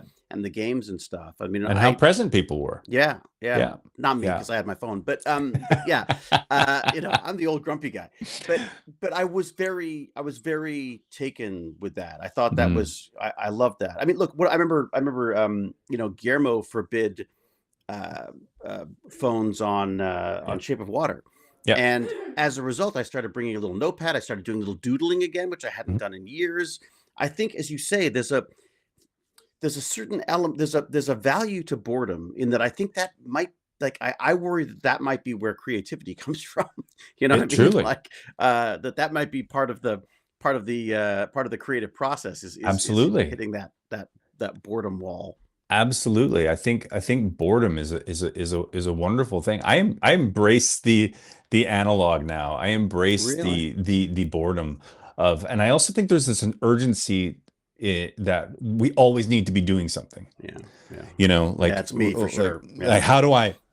how am I life maxing here? Like That's how so am I true. like It's life maxing. squeezing Yeah. squeezing the Yeah. most? How am I optimize? I got to optimize all my systems. I got to Ugh. optimize my day. I got to optimize. I'm going to optimize my sleep. I'm going to Get out of my optimize head, my meal Eric. Get out prep. of my And head. it's like, or you could just relax. You know Yeah. what? And I think the to the point of like a watch pot never boils kind of Mm, thing. mm, All right, like taking a step away from a problem, mm. from something, gives you immense clarity on it. Absolutely. So if you read some history and stuff like that, the philosophers and thinkers and Mm. big problem solvers spend a lot of time walking by themselves, Yeah. and because it's a great way to think. Yeah. And so I encourage Yeah. more I'll more do walks and thinking. I'll do it with the dog sometimes where like I often Mm, have like that's the problem with podcasts is there's always a podcast you can be listening to. And every always. so often I have to sort of force myself to go like, okay, you know what? Just Hmm. a little bit of time alone with your thoughts, just it does make a difference. And I think it's also, as to say, we don't understand how our brain works. And Hmm. it can solve problems. It solves problems sometimes when you can step back that way. I mean, I just think it Absolutely. absolutely makes a difference. Absolutely. Um, Well, more information is not necessarily better. right, Better right. Yeah, information is better. yeah. Good point. So it's Yeah. like you can fill it with a lot of stuff, but it's not necessarily helpful. And so the again, the spending some time being quiet, I think Vincenzo talked about meditation. Yeah, that 5 minutes at the end of the day. Yeah. Yeah, like there's that quietness is important for our own physiological mental Mhm. functioning. What do you do? Um, for me, my hack for myself is I have a saying, and it's like, when in doubt, zoom out. And it's just to give me better perspective. And so and I find that writing it down, when I'm conflicted about something, or I'm feeling stuck, it's just like, I'll zoom out. And depending on how bleak or into myself or ego hurt I am. It depends on how far I got to zoom out to get some perspective. Right. Sometimes it's like, just like, hey, today wasn't actually all that bad. This happened, and this, I've got food in my fridge, all that sort of stuff. Sometimes it's like, well, we're all just on a big rock in the middle of That's space, it. and It's a nothing bad really day. matters. And That's so it. depending on the problem, it depends on how wide I got to zoom. Sometimes I'm at, Artemis level. But it's very much, it helps take the sting off the now, because I think it's very easy to get caught up in things, and not that the now and current events aren't very important, Mm. but how we internalize it, Yeah. it can have varying degrees of um, effects to our mental health and our ability to even navigate it in Yeah. a positive way. So, when in doubt, zoom out and write it down, because like it Huh. makes all the difference. When you say write it down, are you physically writing stuff down? Physically Like, write it down. I've gone back to that too Yeah, because it locks in better somehow. it certainly does. Like, I had a period of 3 years where I journaled every morning when I first got up. Oh, good for you. And I've always wanted to do that. and it was a discipline, and it was a habit, and Mm. like, before it was very quick. And then, I got really busy on set. Right. Right. And those early mornings, that 5 a.m. get up, and Yeah. it was like, Forget okay, that. well, I'm not spending this 20 minutes after a 14-hour day the day before, writing in the journal. Mm-hmm. So it kind of but it was something I picked up during the pandemic, and I think it was Mm. also, it was very helpful in navigating, you know um the unprecedented times that it was for us, which, by Mm. the way, is not an unprecedented time. That time has happened many Many times times. throughout Yeah. human history. It was unprecedented for us because we had never Mm. experienced it. It was But unprecedented that more people didn't die, to be honest. I mean, that was, truly, that the was the fact that we unprecedented came thing. up with a vaccine that fast. I mean, it was amazing. That's amazing. Yeah. Yeah, again, I found it very, very helpful. And so, still, it's like, I'll find the moments from ruminating on something, or I feel like I'm stuck. Writing Mm. it down. Writing it down offers a new perspective on things, and helps, whether or not I'm solving it on the page. Typically not. It's something that Yeah. I'm solving later, in a moment where I'm Yeah. bored. It just sort of So, offloads it, doesn't it? It sort yeah, of somehow we've got so much in our heads, and sometimes it's just nice to yeah, know that it's somewhere concrete, somewhere else. absolutely, That's absolutely, fascinating. yeah. No, that's interesting. That I. It's funny though that if the both of us have come to that, I wonder how many other people are coming back to the paper thing. I mean, it's. It feels different, and I think even in our the difference between sketching Mhm. or sketching on an iPad. Yeah. Um, so I have this theory as to why audiences are not feeling media and movies as they used to. Hmm. One is, we're constantly being stimulated with these quick dopamine hits of, reels Right. and TikTok and all that sort of stuff, which is Right. like, our patience for sitting through a Yeah. Our narrative attention story span is. Yeah. is dropping. But the other thing is the connection to the thing that we are consuming. There's not a lot of things that stick with us in the same way anymore. Um, and one of those things, I think, is like, why VHS and DVDs were so popular.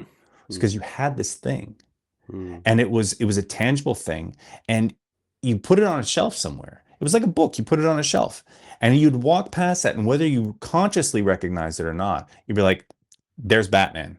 I Right. have Batman. I Mm. watch Batman."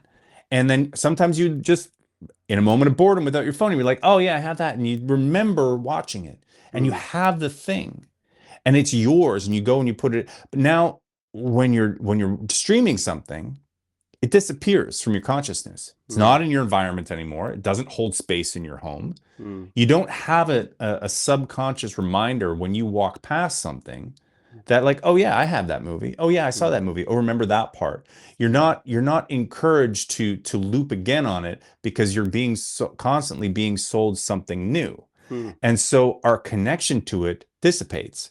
So it can have a high hit, but a short tail.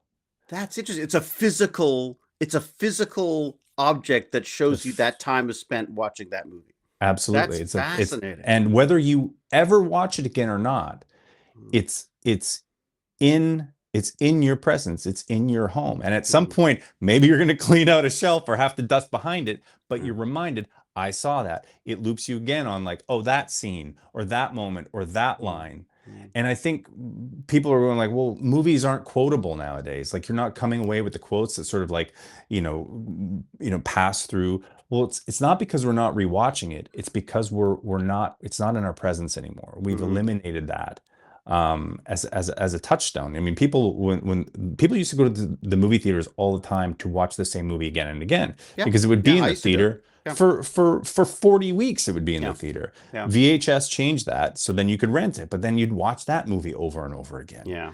And or at least it was on your shelf and you had a reminder of it. And it's the same thing. It's the same thing with music. Mm, So music being physically there, physically in your space, I think that's why people love vinyl so much because it's a mm, physical thing that they hold and it's got a life to it and they feel it. But it's in their presence, it's in their consciousness, it's in their presence of mind. So it reinforces your relationship with it. If it wow. just exists and it's a frame sliding past you on your screen, you have no relationship with this anymore. Hmm. That's neat because I struggle with this concept of with like Netflix, where Mhm. when I first started using Netflix, it was DVD, then they would mail you Yeah, DVDs.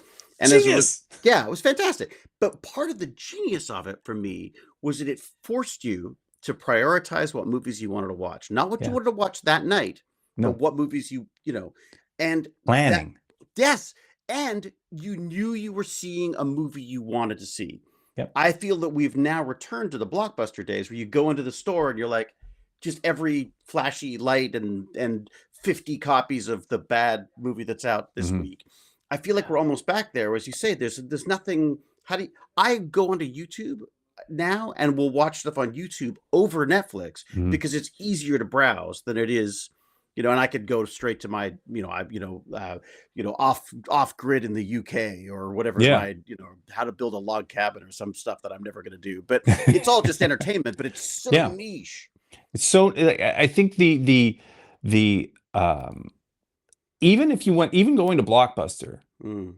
you're like, let's pick this movie, Yes, you're and you forced to pick make. it, and you've now made an investment, not only just of the time of going to Blockbuster, but a Mm. financial commitment to that singular piece of movie. Ha. You're gonna watch that thing, whether it's good or not, Yeah. and you're Yeah. most likely gonna watch it all the way through. Mm. And like this is the other side of things is where you put something on a streaming service, there's no contract anymore for you Yeah. to sit there and sit Yeah. through it.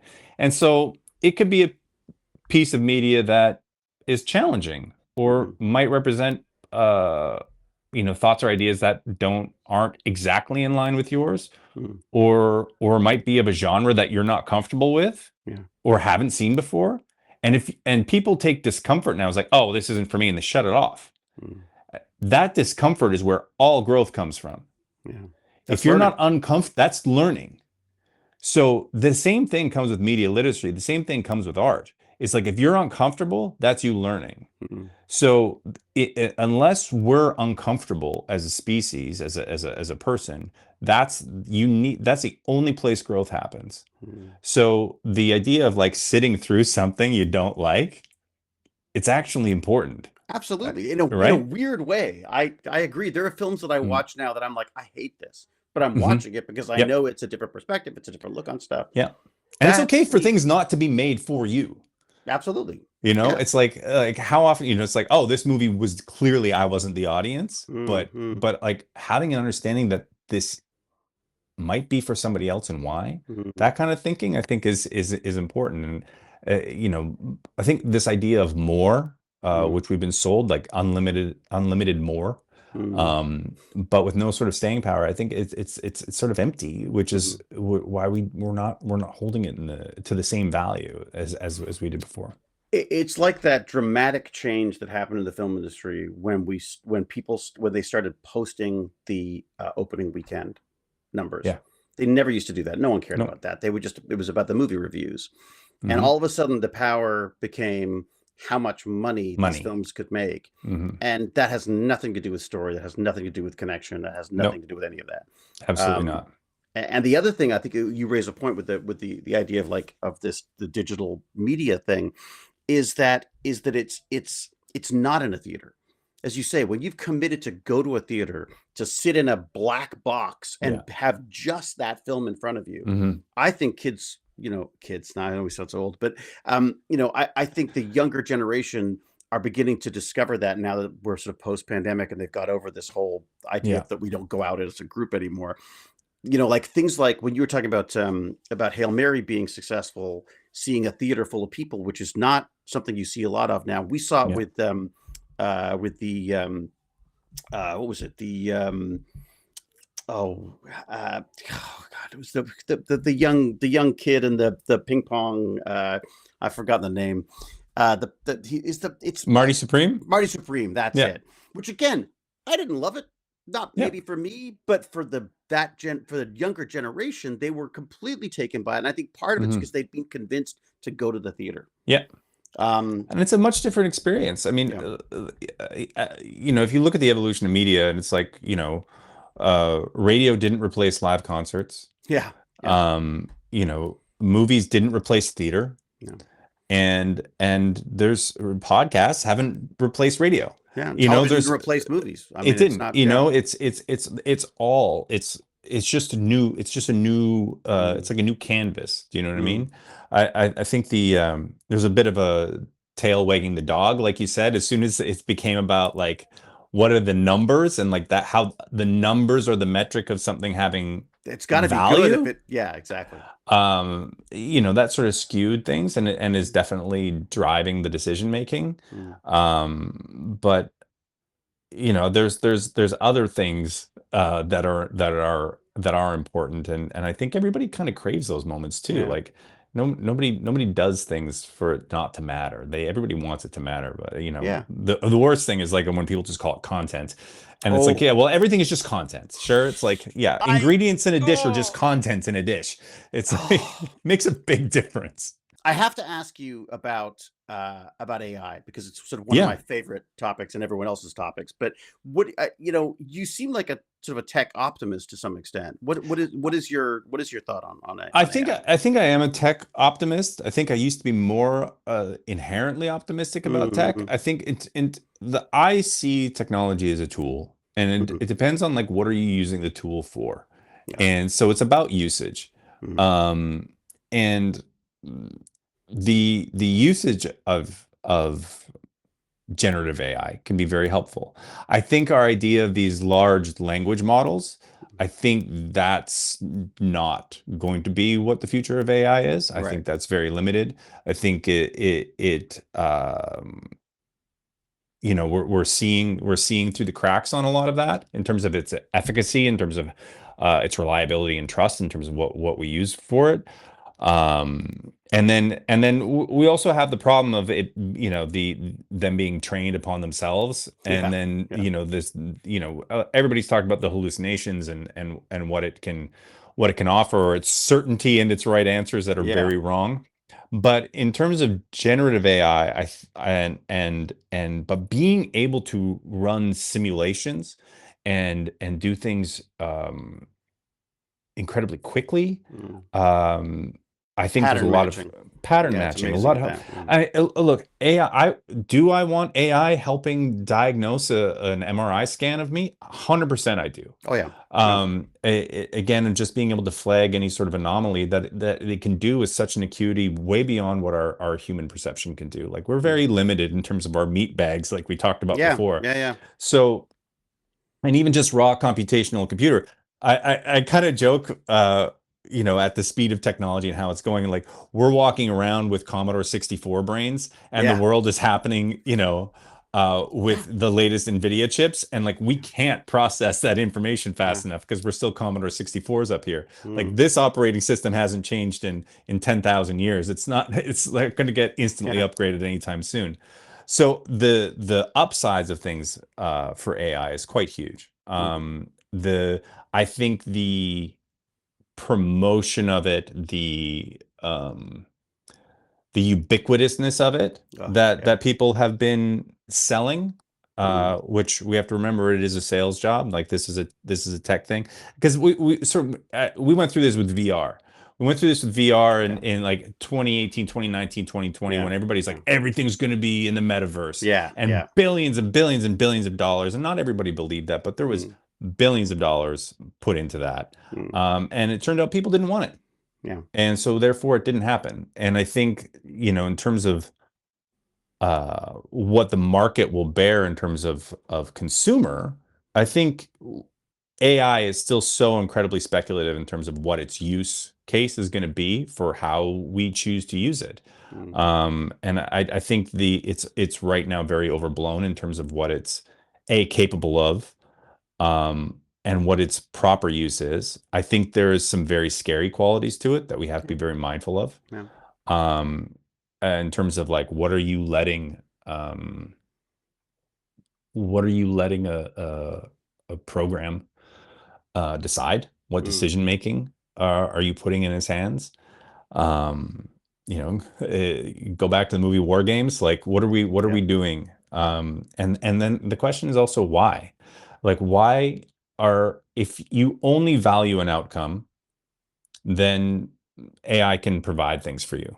Mm. If you value process, less so. Right. So for thinking artistically, in terms of people being very worried that AI is going to replace art, it's like, no, because there's no value in the process. Mm. You have an outcome, but it's essentially valueless. Right. If you remember NFTs, everybody was spending all this Oh money on God. Yeah. NFTs because it Yeah. was going to have value. It has no value Yeah. anymore.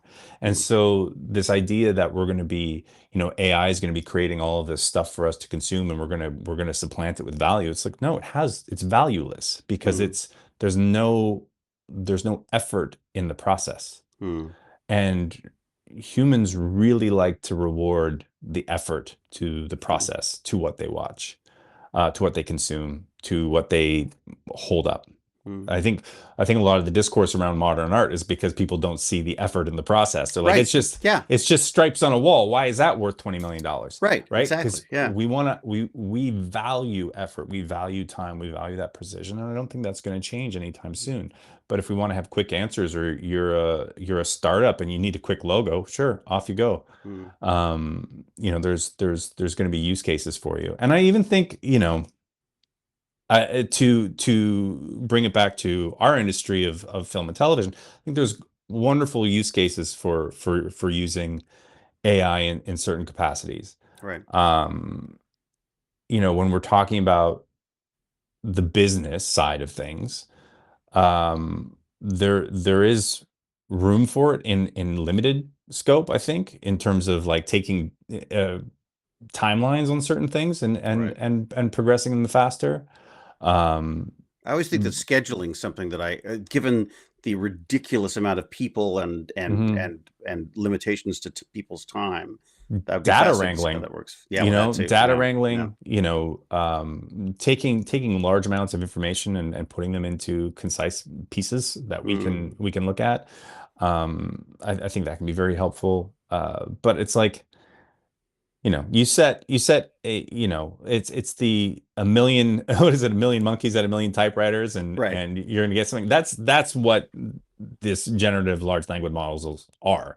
Mm. You might get one odyssey out Mm. of however billions of opportunities, but you're really not going to get anything of value that I think Mm. really speaks to what we are.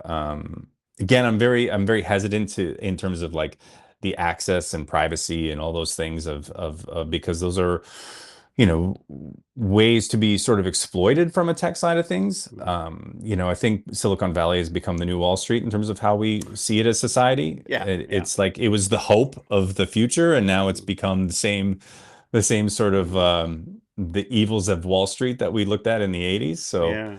the what we're sort of um, setting us up for sale of ourselves, I think, is got to be looked at too. So I think it's such a human issue. Yeah. You know what I mean? Like just even the discourse around it is so human, and it breaks down to like what is important to us. Mm. And it's like I as much as I'm tech forward, I also think I'm a bit of a Luddite in certain ways, which is not a bad thing. But it's Yeah. like I go to the grocery store, I can do a self-checkout, or I can go to a person who's checking my groceries. I go to Right. the person who's checking my groceries because I want them to have a job checking my groceries. You know what I Oh, mean? wow. As Really? opposed to going to a machine that always screws up something that I then have to wait to call somebody over. Like this is not efficient. It's not a Right. better thing for me. And at the same time, as I can ask, hey, how's your day? I Mm. can ask that of that person. I can have a human interaction that has value. It's like, was it Kurt Vonnegut tells a story of going to the store to get a stamp. Mm. And it's like, well, just buy a roll of stamps. He says, what if I buy a roll of stamps? I don't have a reason to walk down the street and bump into the person at the store and like put it on the thing and then walk down to the mailbox. It's like the Mm. process gives purpose. Having everything instantly right for you is purposeless. And then what are we doing with ourselves? Mm. So I think the finding a way to use AI in the process of things will give it value, but Right. AI is not the process. Yeah, it's interesting, isn't it? I mean, I feel like it's right now, and this I think comes down to the marketing thing you were talking about, where basically they're trying to apply this new tool to everything, as opposed to looking for problems that AI Mhm. would be good to solve.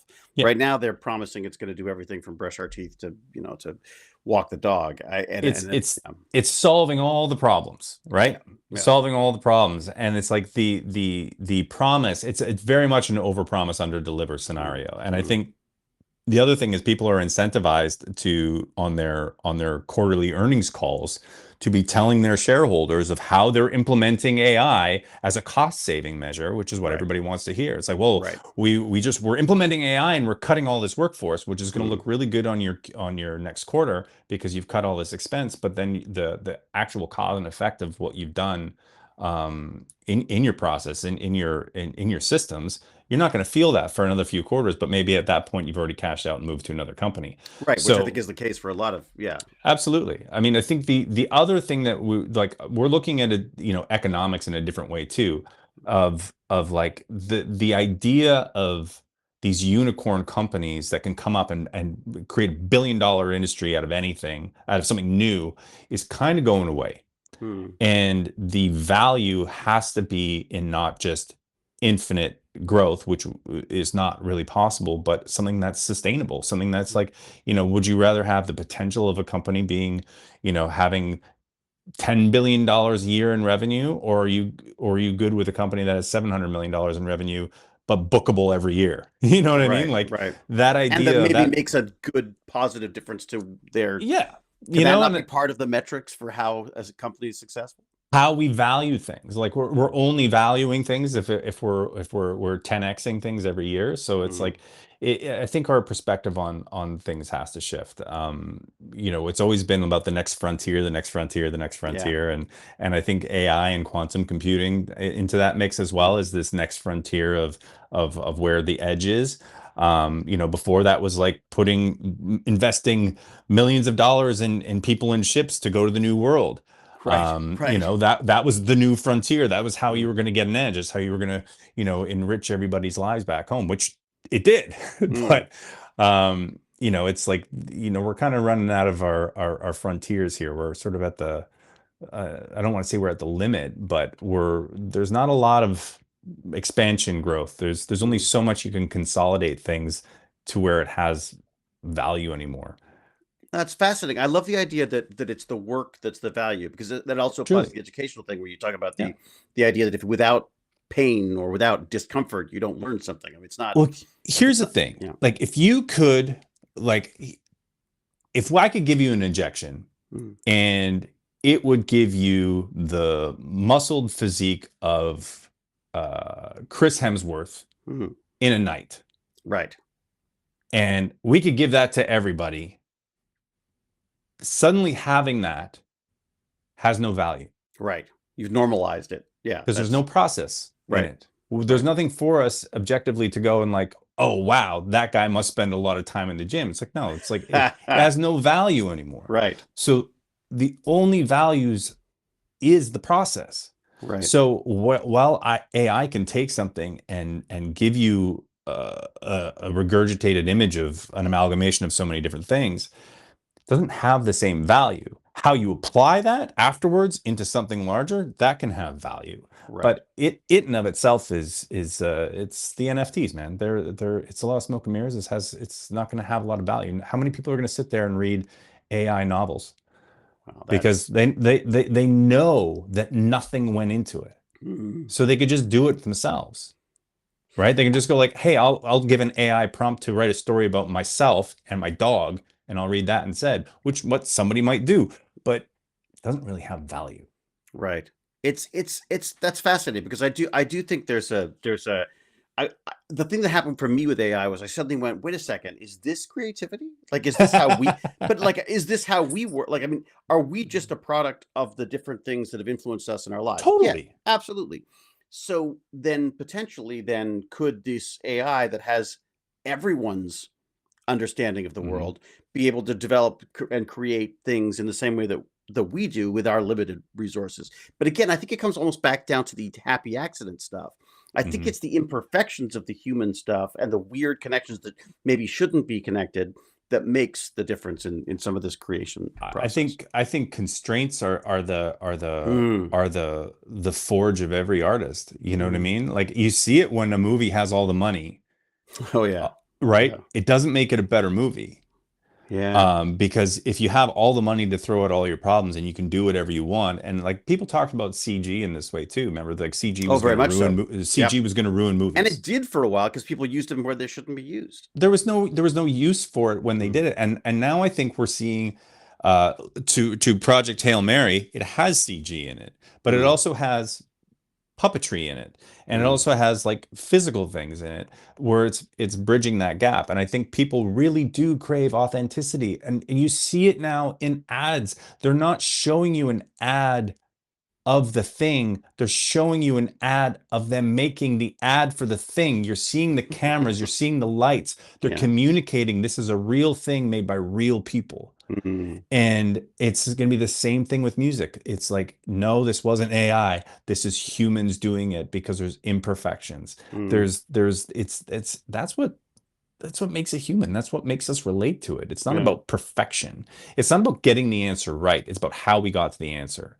Do Mm. you know what I mean? It's like there is no right way. There is no like there's some AI music CEO dude talking about how making music isn't enjoyable.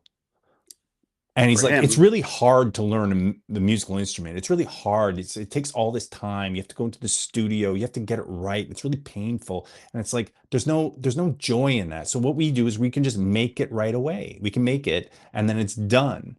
It's like the whole purpose is to just get a result. Result, that's a content. We're going back to the content thing again. It's just content. It's Yeah. meaningless. And it has no story to it, so there's no resonance to us as humans who function on that level. We're not going to take it as having any value. It That's becomes really interesting. valueless, right? It's Mm, like the it's why touring for bands I think is so important now because it's mm, that live touch. You know, you're like literally, shaking hands. It mm, makes a big difference. The tangible of why does it have value? Why do we care mm. about it? Is the process. It's the effort. That's That's what we fascinating. value. That's really neat because I think that's that what I like about that is it gives you a framework to work with. Mhm. Like, it gives you a very clear sort of like there's almost a list of rules that comes with that that goes like, okay, yeah, how am I using this AI? Am I using this AI because it's AI? Am I using it because it allows me to organize my shot list better or whatever? Like Sure. um Absolutely. But with I think like yeah. even like what you said is AI creativity? And it's Mm, like, well, what does AI allow you to do? mm, Iterate incredibly quickly. yeah. The iterative process can be very time consuming. It can consume a lot of resources, but if it allows you to iterate quickly And then as an artist or as somebody like that, as a human, you take that and you put that into your process of what you're Mm. doing. I think it can have incredible Yeah. value. There could You be know what I mean? more art available from people like, Christopher We're talking Nolan can about, make movies every 2 years instead of every freaking you 10. know, Yeah. but also like it's just accelerated computation, right? Hmm. Like, and I also think like there's this whole thing about what AI is now, which is kind of what we were promised the home PC was going to be, our Right. idea of what it was going to be. It's like Yeah. I type whatever I want to the computer and it's going to give me an answer. Yeah. And the potential of it is really great. The cost of it and what it's, sort of what it's doing in terms of this unrealistic exponential growth that it's supposed to take on, the unhinged investment that's been going back and forth Hmm. between these 7 different companies, I think is Hmm. completely out of touch in terms of like what its value is. But nobody wants to be the person who loses out on this, which is the Right. problem. Like, somebody wants to be the Google of Mm. like, this is the search engine that we use. Somebody Right. wants to be Kleenex. This is the Kleenex of AI. They want to have that sort of like, they want to be the one synonymous with what this is. They want to be the VHS. They want to be the DVD. They want to be that company that has that stranglehold on Mm. what we use. So it's that race, but it's grossly inflated.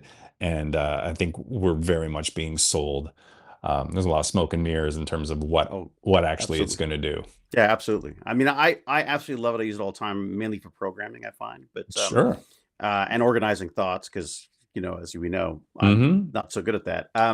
Well, That look, kind of man, stuff. if you want to vibe code your own app that helps you life max and optimize Oh, your sleep and meal plans for you, great. it's lots of fun for that. Yeah. For sure, absolutely. You want it, like the other thing, like I also think it's like, hey, where I feel bad for all the people who are just getting out of university and using coding and stuff like that, where Yeah. there's always Yeah. going to The be a comp skill, science stuff. Yeah. Yeah. Yeah. really, really tough because like, there's it can, anybody with, can write a prompt can start getting results. Mm. And I think the early days where there was a lot of security flaws built into the vibe coding thing, because those back doors were wide There open. still are. There's still some huge issues with it. Yeah. You Yeah. know, but now you're writing code to check your back doors and like all that sort of stuff. Yeah. Like there's another, but like there's a really cool future use cases of that for people, of the specification. Like I think about 3D printing promises the same thing. It's like, Yeah. That was people overhyped too. That was going to totally, be. Yeah. totally Yeah. overhyped. Yeah.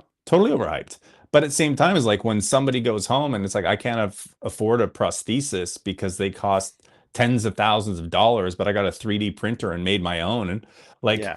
that's incredible. Yeah. So, like, again, I don't think I don't think its use is as ubiquitous as we're being told it is. Mm. It's overhyped in terms of what it can truly do for us.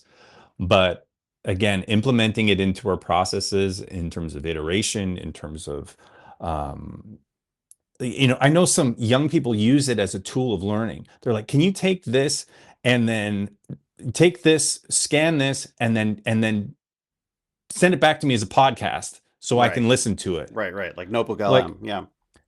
how great is that? If somebody Yeah. like, you know what, I struggle, maybe I'm dyslexic and I struggle to read textbooks, but Mm. now I can use this as a tool to help convey that information to a way that helps me better learn.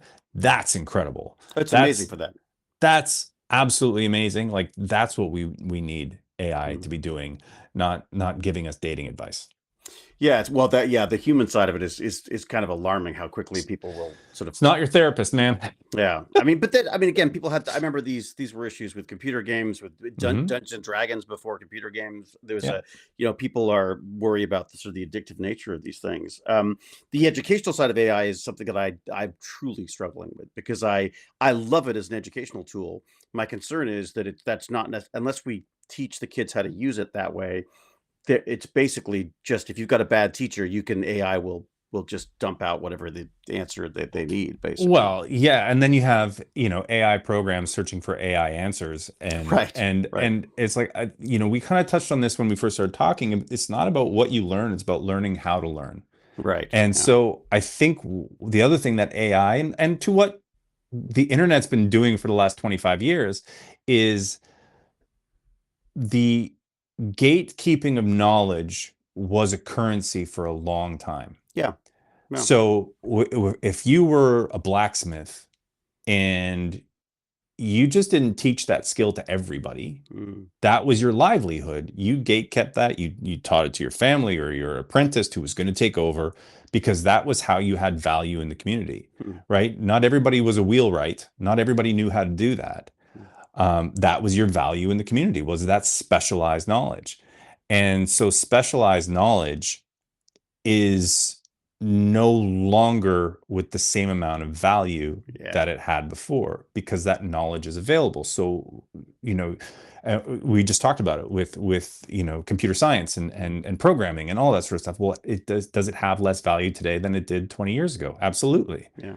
Um, so it's not about what you're learning. It's about if you learn how to learn, you're adaptable to new skills that are needed. Yeah. And I think that instead of inspiring people to memorize or get these facts down so because you're going to need them, it's really kind of irrelevant now. These the Mm, sort of factual based of that kind of testing. But if you can inspire people to be curious and you can inspire people to learn new things, learn that, then that type of person is plug and play in any yeah. scenario. Yeah. Your specialized knowledge means less now. Mm, Your experience means more, and your ability to learn means more.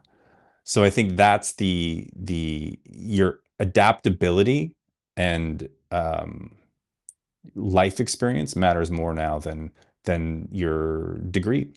well, it goes back to your point about the fact that our love of being on set is all how to. Mhm. You also need to know how to get along with people. I mean, that's something AI is never going to be good at doing, right? I mean, it's not. No. It'll tell everyone that they're wonderful, but it's not going to get along and get things made. It almost reminds me of the process of the different way we've selected astronauts over the years, where Mm. first they were basically cowboy stuntmen, Hmm. who drove, who would fly, do test flights. Then they became scientists, and everyone was like, oh my god, well, scientists aren't good together in a room. We need people who are really good. We need really people who are really good at everything, Yeah. and but more importantly, good at working with other people. Yeah. And I think that's fascinating. Those are the skills in a way that. It's the power of the generalist. You know what I Mm, mean? mm, And the the jack of all trades has value. Like mm, that flexibility of, again, being able to work with a team like that to me again is it's very much the best thing of what humans do. And mm. you can work with a team with brute force Yeah, and for a yeah, limited amount of time yeah, in a power dynamic, or you can work with a team in a collective environment where people are empowered and you're going to get a much, much better result. yeah, yeah. And the to your point, AI doesn't know how to do Yeah, that. yeah. I mean, it's still And it's your skills with people are yeah, are a huge part of your growing up. Okay, I think we've sort of I think we've touched on sort of. I mean, I've used up way more of your time than I planned. I'm so this sorry. is fascinating. This is Are you great. I love as this. long okay? As long as you're Yeah, okay, then that's great. yeah. Um, what are you reading? What are you listening to? What are you enjoying right now? Uh, a really, really, really positive book Oh, really? called Yeah. "And the Band Played On." It's sometimes a day-to-day timeline of the AIDS epidemic and how it started and Oof. the political factions, the human factors, the Mm, scientific factors of what went into it, how it was identified, like the mm, brilliance behind that, the competition between different people to have it named what they wanted to be named, and how they weren't sharing information. It's such a mm, mm, human thing that um unfortunately I don't know if we've learned the lessons mm, yet. uh but it's again the science heroes that were raising the alarms, and then the really brave people who were doing things to that weren't popular at the time, that were definitely not culturally safe, that they were Mhm. standing up and for people. So it's a fascinating, infuriating, sad book, which Wow. is I don't know why I'm Yeah. doing that one, but it's like it's fascinating, and I think it's, again, like, looking at that now with the lens of what we went through with the pandemic and COVID, and it's just like you see the same things at play in terms of the denial and the wanting to maintain status quo and all those things. So it's fascinating. So Well, even the human side of science I find fascinating as well, because you think of it as a very sort of yeah, clinical, clean, just the facts, ma'am. yeah. And yet there's egos and Oh my personalities. God. Yeah. Wow, okay, I have to Egos read and that. competition. That's It's fascinating, and extremely. the detail and the timeline and the humanness of it is really beautiful. It's a Mm. really beautiful story of and painful, and Yeah, but it's just again, such a human thing, and yeah. I find it horrifying and beautiful on the same thing. Oh, great. Oh, that sounds like that sounds like my thing for sure. Yeah. Um, Fascinating. any shows? Any shows you're watching right now? Anything you're hooked Uh, on? what am I hooked on right now? I don't know. You know what? I've literally, this is me. I've actually recently gone back to purchasing DVDs. I'm going into Uh, secondhand stores and I'm buying DVDs, yeah, and yeah. I'm trying to find movies that, for the longest time, I didn't see them. I didn't get them on VHS or whatever, or DVD back in the day. And this is embarrassing to admit, but I literally watched Raging Bull for the first time 2 days ago. That's so weird because I saw it for the first time. Well, maybe I've watched bits of it before, but yeah, fairly recently. Yeah. It's absolutely stunning, isn't it? It's incredible. Yeah. It's this incredible, this sort of like toxic masculinity and all Oh this sort of God, stuff, and yeah. just this violent. And anyways, fascinating. Had never seen it. Went out and got a secondhand DVD for $7 Wow. and plopped it in, so that's sort of what I'm into. And this is Saturday night. So excited about this. Talking about getting back in the theater. I'm so lucky that in my neighborhood, I have Toronto's oldest movie theater. It was built in 1911. It was a silent movie theater, but it's still running. Which And theater is on it? the Review. The Review. Oh, of course. So, Wow. so Yeah. s- Saturday night, 12-year-old Eric was so pumped because I saw on the big screen for the first time 1989's Batman. Oh, And wow. I had that VHS and I watched that movie 30 times. Wow. But I had only ever seen it VHS, a proper Wow. aspect ratio. And so I got to watch that movie uh, on the big screen. It was awesome. Sitting there, like, I think 4 rows back, like eyes wide, eating popcorn. It Oh, was that's awesome. Awesome amazing. That's experience. fantastic. Yeah. That is amazing. It's funny. It does make a difference, isn't it? Going to the theater and seeing it, Yeah. especially the old ones. I remember going to see Blade Runner in the theater and just going like, oh, it's everything Oh, I wanted it to be. yeah. Yeah. Yeah. Yeah, it's a Um, much different experience. And then of course, like, I'm in a crowd, the place is basically sold out, and you're in a crowd who are like laughing at every joke and just yeah. totally into it. So yeah, very much into that kind of experience, and the purposefulness of like buying a DVD, putting it in, Mhm. and yeah, just I think it's just slowing certain things down for the experience. Like, I enjoyed browsing for, there's a row of used DVDs. I'm like, and then I enjoy the process. I'm like, oh, Yeah. which one do I want to take? And like, oh, well, there's this. I could get this. Well, I've seen that, but I haven't seen this. And like, it just made it a more sort of mindful, engaged experience Mhm. that, as opposed to like, flipping something on and pressing pause every time I had to pee or I think I'm gonna have to try this because I'm being very sort of like what a vinyl is a waste of time and money and yeah. posers. Of course my son is all into the likes all the albums and stuff, but there is something. I mean, I remember like as a kid, I had all the albums. I came up with special Yeah. things. I used like fishing line to put them on the wall so I could Yeah. have them all. Like it just yeah, there's And something then about think having about them that, there. just it occupied a space in your brain. Hmm.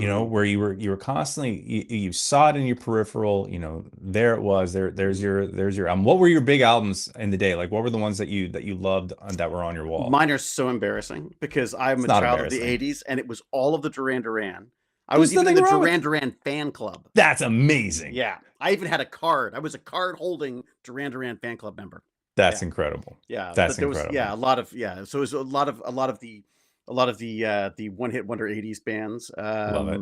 up there. But yeah, just it was it there's it's I just don't like the inefficiency of the albums because I like being Hmm. able to, again, I just got the little DJ mix thing. Part of Yeah. that for me is like I love the idea that you can sort of bring in your own take on this stuff. So I um saw this really amazing event at the TIFF Lightbox, and it oh yeah. was DJ Spooky, and he was live remixing a movie along with audio clips. So he What? was DJing a remix of the KKK film Birth of a Nation Oh wow. Yeah, yeah, yeah. with hip hop, and so the video clips were tied to music, and then he was basically doing it as a live performance, so you're Oh watching this experience, and so wow. the movie's being recut live with different music as he's flowing it together. It was an incredible experience, and I'm like, this is like next level That's multimedia Yeah, I can't even get my head experience. around how you would even do that. Unreal, Wow. unreal. And I'm like, Okay. that's like I felt like he was like living in, the 22nd century. Because Right, it was right, like right. but it was an incredible, like, of like taking something and remixing it. I love that about about DJs, about taking a song and adding another sample and creating something that's wholly a new emotional experience with that. So Mm. I wish you luck with it. That's like, I can't wait to see what you come up If I with. don't drive my family crazy in the process, so we'll see, Hey, you But didn't get a drum kit. that's true. That You is can put true. That headphones on. Yeah, I used to do that was my as a kid, that was my poor father would Oh come my home from goodness. his day of work at the office, as a surgeon, Yeah. as a doctor, and then would sort of give me about 20 minutes before he's like, okay, just please stop. Yeah, just like, please God, That's stop. Yeah. amazing. Well, That's look, amazing. you've already basically done your life hack. Is that fair to say? Yeah. Yeah. I Yeah. mean, the maybe if you wouldn't mind just sort of like voicing it one more time, just so we've Sure. got it as if you I have your one thing that you think that your little life hack that would help people out. the life hack for me is when in doubt, zoom out. And it's just to add a little perspective. It's like it's very easy to get caught up in the moment or in the minutia or in the small details that are frustrating you or making you feel stuck or angry or whatever it is. And just by zooming out, and however much you need to gain perspective, and like sometimes it's just take a step back. Sometimes it's a 30,000 foot view, and sometimes, again, you need to be out where the Artemis was in terms of getting perspective of what you need in that moment, just to take a breath and see things in a new light. And I think that it allows for better problem solving, from anything of like, what am I going to be making for dinner now that I've burnt the chicken? Or what is my purpose on this planet? It just offers a better perspective than getting caught up in our messy little lives that we have. Like you're saying, like Pigpen, like we're walking around and we've got all this dust and stink coming off us everywhere. It just gives us a little bit of breathing room to be able to see what's important. Absolutely wonderful. That's fantastic. Anything that you're working on? I mean, other than I guess Vought Rising, which we had the pleasure, because we don't work together that much. Like No, was that the was that the first first time, time? That was first It feels time. so weird because I feel like Yeah. we've always somehow hung out, I think but it's a small creative world, and we've had like a lot of yeah, connective pieces a over the lot of years. But dim that's sum. a lot of dim sum, a lot of like family ties and Yeah. get-togethers, which is great. But it's yes. So we have we both have Vought Rising for I think next year at some point. And then I made a film. I produced and Oh co-wrote a yeah. film that we shot in Ottawa in January, February, and we're just in editing right now. I'm very excited about this. It's called Osmanthus, Oh, that's the and one. That's your. That's your baby. Oh my God, Yeah. great. So Okay. yeah, so super excited about this, and talk about a collection of people all pulling on a rope. It was such an incredibly humbling experience to be there in a situation where, everybody's there essentially as a volunteer, because we didn't go and take any money from anybody else. Everybody owns it. It's this collective of artists and technicians who all own this, Oh and wow. we all made it together, and everybody showed up brilliantly, and so I can't wait to share this with the world.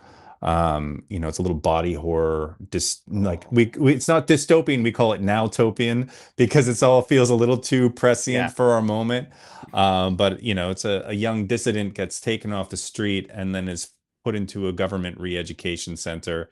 Ooh. And so it's visions of 1984 and Handmaid's Tale. And we got to shoot in the Diefenbunker. So No. have you been to the No. Diefenbunker? No.